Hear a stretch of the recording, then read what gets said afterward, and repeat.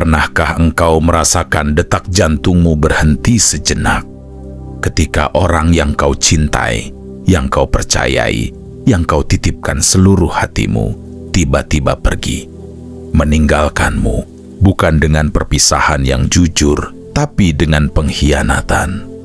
Pengkhianatan bukan sekadar luka, ia adalah ledakan. Ia bukan hanya merobek hati, tapi meruntuhkan seluruh dinding yang selama ini kau bangun dengan cinta, dengan harapan, dengan doa-doa yang kau bisikan setiap malam. Ketika pasangan yang kau pikir akan berjalan bersamamu hingga tua, ternyata memilih tangan orang lain untuk digenggam. Di saat itu, dunia seakan runtuh. Kau merasa dirimu pecah berkeping-keping. Harga dirimu diinjak, kepercayaanmu dipermainkan, dan cintamu dikhianati. Pengkhianatan itu kejam, begitu kejam, karena ia membunuhmu tanpa senjata. Ia menancapkan luka yang tak terlihat oleh mata, tapi membusuk jauh di dalam jiwa. Dan yang lebih menyakitkan, luka itu datang dari orang yang paling kita percayai. Dari orang yang seharusnya melindungi kita, bukan melukai kita. Maka wajar bila kau merasa marah. Wajar bila kau ingin berteriak. Wajar bila kau ingin membalas, ingin menghancurkan, ingin membuktikan bahwa kau tidak serapuh itu. Tapi, di balik setiap pengkhianatan, ada rahasia yang tersembunyi. Ada pintu yang sebenarnya terbuka untukmu, meski kau tidak pernah memintanya. Ada panggilan untuk berubah, untuk menemukan siapa dirimu yang sebenarnya. Karena begini, pengkhianatan itu bukan hanya tentang dia yang pergi. Pengkhianatan itu adalah cermin. Ia memperlihatkan wajah asli kehidupan. Ia menunjukkan betapa rapuhnya kita ketika menggantungkan seluruh hidup kita pada satu manusia. Dan justru dari titik runtuh itu, kita dipaksa memilih. Apakah kita akan hancur, ataukah kita akan lahir kembali? Sadarilah, tidak ada luka yang hadir tanpa makna. Tidak ada air mata yang jatuh sia-sia. Dan bahkan di saat engkau merasa dikhianati, semesta sedang mengajarimu untuk menjadi versi terbaik dari dirimu. Lihatlah betapa banyak orang yang justru menemukan kekuatannya setelah dihancurkan. Betapa banyak jiwa yang menemukan panggilan spiritualnya setelah dikhianati cinta dunia. Dan betapa banyak manusia yang justru menjadi luar biasa. Bukan ketika mereka dicintai, tapi ketika mereka ditinggalkan. Maka, jangan salah paham. Pengkhianatan bukan akhir hidupmu. Pengkhianatan adalah ujian keberanianmu. Ia bertanya kepadamu, apakah kau akan tetap terjatuh, ataukah kau akan berdiri, mengangkat kepalamu, dan berkata, aku lebih kuat dari luka ini.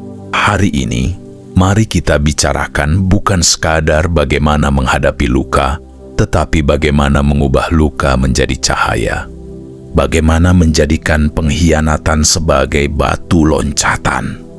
Bagaimana merubah diri menjadi versi terbaik pasca dikhianati. Cara pertama, izinkan diri merasakan luka. Langkah pertama untuk merubah diri pasca dikhianati bukanlah melupakan. Bukan pura-pura kuat, apalagi menutup mata seolah tidak terjadi apa-apa. Langkah pertama adalah mengizinkan dirimu merasakan luka itu. Ya, dengarkan baik-baik. Kau harus berani menatap rasa sakitmu. Berani mengakui bahwa hatimu remuk, bahwa kepercayaanmu dicabik-cabik, bahwa dunia batinmu porak-poranda. Karena apa? Karena setiap luka yang tidak kau akui hanya akan menjadi racun. Ia tidak hilang, ia hanya bersembunyi. Dan suatu hari, ia akan muncul lagi dalam bentuk kemarahan yang tak terkendali, dalam bentuk ketidakpercayaan pada cinta, bahkan dalam bentuk kebencian pada dirimu sendiri. Mengizinkan diri merasa sakit bukan tanda kelemahan, justru itulah tanda bahwa kau manusia yang jujur pada batinnya. Menangis, menangislah. Berteriak dalam kesunyian, teriaklah. Menulis isi hatimu dalam catatan pribadi, tumpahkan semuanya. Jangan biarkan dunia menipumu dengan kalimat, "Ah, sudahlah, move on saja." Tidak. Sebelum bisa move on, kau harus jatuh dulu ke dalam jurang rasa sakitmu. Kau harus merasakan setiap detak hampa, setiap malam panjang tanpa tidur, setiap air mata yang jatuh di bantal. Karena disitulah proses penyembuhan dimulai. Ibarat tubuh yang terluka, kau tidak bisa menutupinya dengan kain kotor lalu berpura-pura sembuh. Kau harus membersihkannya, merasakan perihnya, baru kemudian membiarkannya mengering. Luka batin pun sama. Dan ingat, mengizinkan diri merasa sakit bukan berarti kau membiarkan luka itu mendefinisikanmu. Tidak. Kau hanya sedang memberi ruang bagi dirimu untuk pulih. Kau hanya sedang berkata pada hatimu, "Aku mendengarmu. Aku merasakanmu. Aku tidak akan mengabaikanmu lagi." Percayalah, ketika kau berani merangkul rasa sakit itu, kau akan menemukan sesuatu yang mengejutkan. Di balik perih yang menusuk, ada kekuatan tersembunyi yang perlahan muncul. Kekuatan yang hanya bisa lahir dari keberanian untuk menghadapi luka, bukan melarikan diri darinya. Itulah langkah pertama, izinkan dirimu merasa. Karena dari sanalah perjalanan menuju versi terbaikmu akan dimulai. Cara kedua, belajar melepaskan dan memaafkan. Mungkin ini terdengar gila. Bagaimana mungkin aku harus melepaskan? Bagaimana mungkin aku harus memaafkan orang yang menghancurkan hidupku? Tapi dengarkan baik-baik. Melepaskan dan memaafkan bukan hadiah untuk dia yang mengkhianatimu. Itu hadiah untuk dirimu sendiri. Karena selama kau terus menggenggam amarah itu, selama kau terus mengulang-ulang pengkhianatan itu dalam kepalamu, kau sebenarnya masih terikat dengan dia. Ironis, bukan? Orang yang sudah meninggalkanmu justru masih mengendalikan hidupmu lewat emosi yang kau pelihara sendiri. Bayangkan begini, kau menggenggam bara api, berharap api itu membakar orang lain. Padahal yang terbakar adalah tanganmu sendiri. Itulah dendam, itulah amarah. Dan melepaskan bukan berarti melupakan. Melepaskan adalah keputusan sadar, aku tidak akan membiarkan luka ini mengendalikan jalanku ke depan. Sedangkan memaafkan bukan berarti kau berkata, "Aku setuju dengan apa yang kau lakukan." Memaafkan hanyalah bentuk kebijaksanaan bahwa hidupmu terlalu berharga untuk terus terikat pada satu bab yang busuk. Lihatlah, orang yang mengkhianatimu sudah melanjutkan hidupnya. Dia mungkin sudah tertawa, sudah berjalan dengan yang lain, sudah lupa pada semua janji yang pernah ia ucapkan padamu. Pertanyaannya, apakah kau akan terus memenjarakan dirimu di ruang gelap itu? Kau punya pilihan, tetap terikat pada luka atau melangkah bebas dengan beban yang kau letakkan. Ya, aku tahu, ini tidak mudah. Melepaskan butuh keberanian, memaafkan butuh kerendahan hati. Tapi justru karena sulit itulah, hanya orang-orang yang benar-benar kuat yang bisa melakukannya. Dan ketika kau berhasil, kau akan merasakan sesuatu yang luar biasa. Ketenangan, kebebasan ringan. Seakan-akan beban puluhan kilo yang kau pikul selama ini akhirnya jatuh dari pundakmu. Jangan salah, melepaskan bukan kekalahan. Memaafkan bukan kelemahan. Itu justru tanda bahwa kau tidak lagi menjadi korban, tapi sudah menjadi pengendali hidupmu sendiri. Inilah cara kedua menuju versi terbaikmu: lepaskan, maafkan, dan bebaskan dirimu. Karena masa depanmu terlalu besar untuk ditahan oleh luka dari masa lalu. Cara ketiga, kenali nilai dirimu yang sebenarnya. Salah satu racun terbesar pasca pengkhianatan adalah keyakinan palsu yang berbisik di telinga, "Aku tidak cukup. Aku tidak layak dicintai. Aku tidak berharga." Itu kebohongan paling kejam yang bisa meracuni pikiran. Karena pengkhianatan seringkali membuat kita merasa kecil, seakan-akan harga diri kita dicabut bersama kepergian orang itu. Tapi dengarkan ini baik-baik, nilai dirimu tidak pernah ditentukan oleh seseorang yang gagal menghargaimu. Nilai dirimu tidak pernah berkurang hanya karena ada orang yang memilih pergi. Kalau seseorang meninggalkanmu untuk orang lain, itu bukan bukti bahwa kau kurang berharga. Itu hanya bukti bahwa mereka buta melihat nilai yang kau miliki. Dan kebutaan mereka tidak boleh menjadi penjara untukmu. Lihatlah ke cermin. Tatap matamu sendiri. Tanyakan, apakah aku akan membiarkan satu orang yang mengkhianati menghancurkan seluruh definisi diriku? Jawabannya, tidak. Nilai dirimu jauh melampaui satu hubungan. Nilai dirimu adalah segala yang kau perjuangkan, segala yang kau lalui. Luka-luka yang pernah kau sembuhkan, kebaikan yang pernah kau berikan, dan kekuatan yang masih kau simpan di dalam dirimu. Ingat, hanya karena seseorang gagal mencintaimu dengan benar, bukan berarti kau gagal menjadi seseorang yang layak dicintai. Jangan ukur dirimu dengan kacamata orang yang mengkhianatimu. Mereka tidak pantas memegang penggaris untuk menilai hidupmu. Kau adalah standar itu sendiri.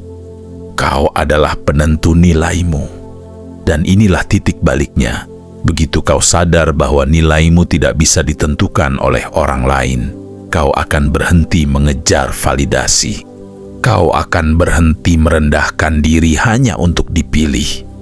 Kau akan berdiri tegak dengan kepala diangkat tinggi dan berkata, "Aku cukup, aku berharga, aku layak, bahkan tanpa siapapun di sampingku."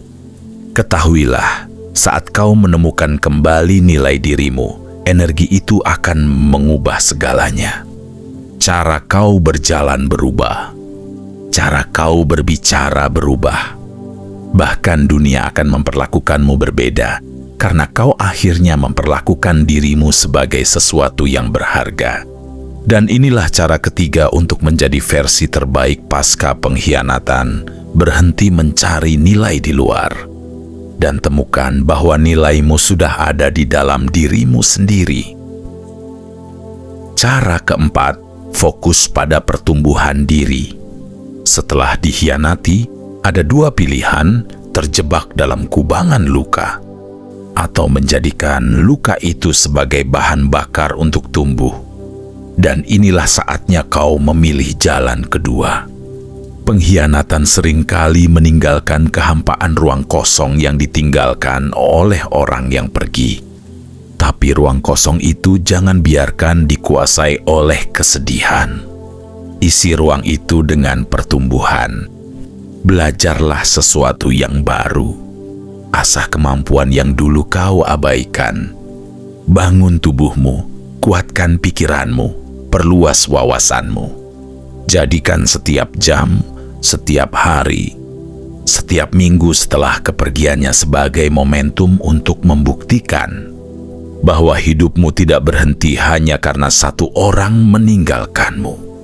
Bayangkan ini, setiap kali rasa sakit itu datang, setiap kali ingatan tentang pengkhianatan itu menghantui, kau ubah energinya menjadi aksi.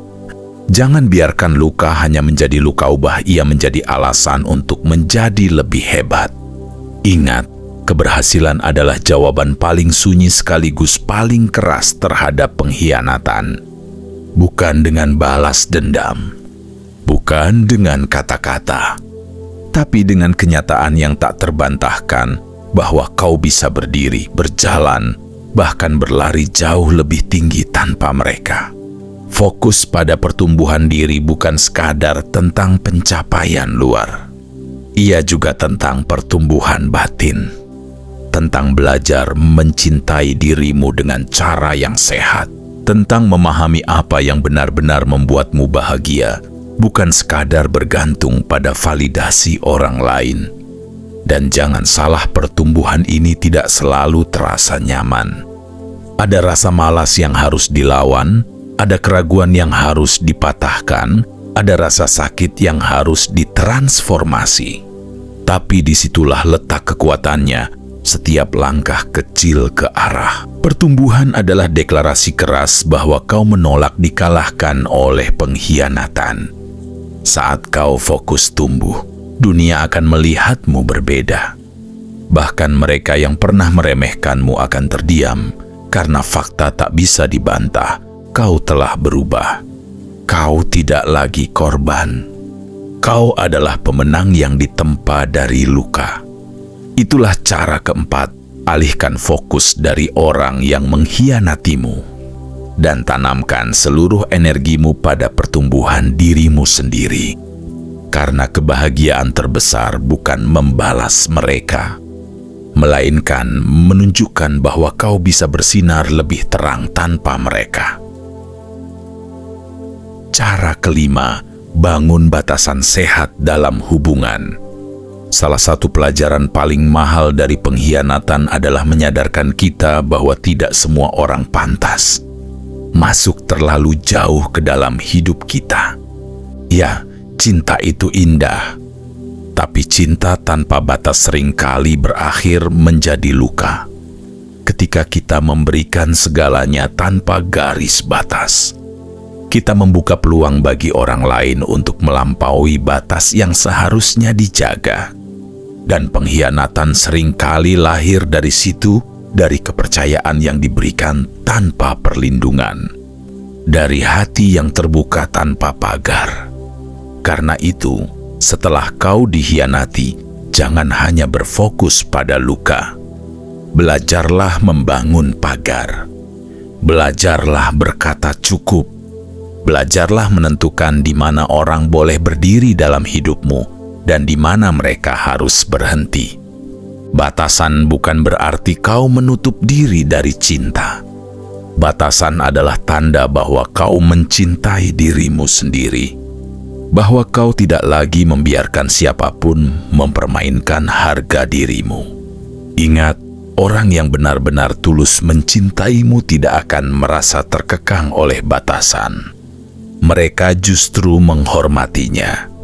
Karena mereka tahu batasan adalah tanda bahwa kau punya martabat, bahwa kau tahu bagaimana melindungi hatimu. Bangun batasan itu dalam setiap bentuk hubungan. Belajarlah mengatakan tidak ketika sesuatu tidak sesuai dengan nilaimu. Berhentilah memaksa dirimu untuk selalu menyenangkan orang lain. Dan berhentilah mengizinkan siapapun memperlakukanmu lebih rendah dari yang pantas kau terima. Mungkin dulu kau membiarkan orang lain melangkahi harga dirimu karena kau takut ditinggalkan. Tapi sekarang setelah mengalami pengkhianatan, kau tahu ditinggalkan jauh lebih baik daripada bertahan dalam hubungan yang tidak sehat. Batasan sehat adalah tanda bahwa kau tidak lagi hidup dari rasa takut, tapi dari rasa hormat pada dirimu sendiri. Dan ketika kau mampu menegakkan batasan ini, hidupmu akan berubah. Kau tidak lagi mudah dikhianati, karena kau tidak memberi ruang bagi siapapun untuk mempermainkanmu. Itulah cara kelima, jadikan batasan sebagai pagar harga dirimu. Karena cinta sejati tidak lahir dari keterikatan tanpa aturan, melainkan dari dua manusia yang sama-sama menghormati garis yang mereka tentukan. Cara keenam, kuasai kendali emosi. Setelah dikhianati, emosi seringkali meledak tanpa kendali. Marah, kecewa, benci, cemburu, bahkan rasa ingin balas dendam semuanya bercampur menjadi badai yang menguasai kepala dan hati. Dan disinilah banyak orang terjebak. Mereka membiarkan emosi memimpin hidupnya. Akibatnya, setiap keputusan jadi kacau. Kata-kata yang keluar jadi racun. Tindakan yang diambil malah mempermalukan diri sendiri. Tapi inilah titik penting yang harus dipahami. Kau tidak bisa mengubah apa yang sudah terjadi. Tapi kau bisa mengubah bagaimana kau meresponsnya. Dan itu hanya mungkin jika kau menguasai emosimu. Emosi itu seperti api. Jika dibiarkan liar, ia akan membakar habis segalanya. Tapi jika dikelola dengan tepat, ia bisa menjadi cahaya dan kekuatan. Maka, kendalikan amarahmu sebelum amarah itu mengendalikanmu. Kendalikan kesedihanmu sebelum kesedihan itu menenggelamkanmu. Kendalikan kerinduanmu sebelum kerinduan itu menyeretmu kembali ke pintu yang sudah menolakmu. Caranya, berhenti bereaksi spontan. Ambil jeda, tarik napas panjang. Beri ruang antara rasa sakit dan tindakanmu. Jangan terburu-buru mengirim pesan penuh emosi. Jangan tergesa-gesa mengambil langkah yang hanya akan kau sesali. Karena setiap kali kau mampu menahan diri, setiap kali kau memilih diam ketika emosimu ingin meledak, itu adalah kemenangan besar atas dirimu sendiri. Kemenangan yang jauh lebih berharga daripada sekadar melampiaskan kemarahan. Ingat, musuh terbesarmu bukan orang yang mengkhianatimu. Musuh terbesarmu adalah dirimu sendiri ketika kau gagal mengendalikan emosi. Dan saat kau berhasil menguasai emosi, dunia akan melihatmu berbeda. Kau tidak lagi terlihat sebagai korban yang rapuh, melainkan sebagai pribadi yang matang, kuat, dan tak mudah digoyahkan. Itulah cara keenam, kuasai kendali emosimu. Karena hanya mereka yang mampu mengendalikan batinnya, yang bisa benar-benar bebas dari belenggu pengkhianatan. Cara ketujuh, jadikan pengkhianatan sebagai titik lahirnya jati diri baru. Ada satu rahasia besar yang sering terlupakan, pengkhianatan bisa menjadi titik hancur atau titik lahir. Dan keputusan itu ada di tanganmu. Saat seseorang yang kau cintai menusukmu dari belakang, pada saat itu sebenarnya kehidupan memberimu pilihan, apakah kau akan tetap menjadi korban, atau kau akan menjadikan luka itu sebagai panggung kelahiran kembali. Pikirkan ini, setiap kali sebuah bangunan runtuh, puing-puingnya memberi kesempatan untuk membangun sesuatu yang lebih kokoh. Begitu juga dengan dirimu. Ketika cinta lama runtuh, itu bukan tanda akhir, melainkan tanda bahwa kau diberi ruang untuk membangun dirimu dari awal dengan fondasi yang lebih kuat, lebih dewasa, lebih bijak. Jati diri baru lahir bukan dari saat kau bahagia, tapi dari saat kau hancur dan memilih untuk bangkit. Karena di titik itu, kau belajar siapa dirimu sebenarnya. Kau belajar bahwa kau mampu berjalan tanpa bergantung. Kau belajar bahwa kau bisa tetap hidup meski ditinggalkan. Dan yang terpenting, kau belajar bahwa nilai terbesarmu tidak pernah bisa dicuri oleh siapapun. Jangan biarkan pengkhianatan hanya menjadi cerita sedih dalam hidupmu. Ubah ia menjadi awal dari bab yang lebih besar. Biarkan orang lain melihat perubahanmu bukan sekadar kau yang terluka, tapi kau yang bangkit dengan wajah baru, dengan jiwa baru. Lihatlah sejarah. Orang-orang yang paling kuat, paling berpengaruh, bukan lahir dari jalan mulus. Mereka lahir dari titik paling gelap, dari luka yang paling dalam. Dan kau pun sama. Pengkhianatan ini bukan akhir. Ia adalah rahim yang melahirkan versi dirimu yang belum pernah kau bayangkan sebelumnya. Maka berdirilah, tarik napas dalam-dalam. Katakan pada dirimu, hari ini aku tidak lagi korban. Hari ini aku lahir kembali. Itulah cara ketujuh, menjadikan pengkhianatan sebagai titik lahirnya jati diri baru. Karena di balik luka yang menghancurkan, tersimpan kesempatan untuk menemukan siapa dirimu yang sejati.